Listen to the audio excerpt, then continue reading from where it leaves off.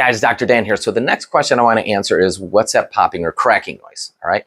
Basically what that is there's fluid and gases within those joints that help lubricate. And when I shift that bone back into place, that's all it is. It's that shifting of those fluid and gases in there. It's making those noises in there. So it's not your bones rubbing together. Some people are more noisy. Some people are less noisy. Depends on, do you have degeneration? Are you dehydrated? Are you a young patient or an old patient? It varies from patient to patient. If you don't like that noise, there's other methods that we can adjust the spine so you don't hear it. Okay? But it's safe.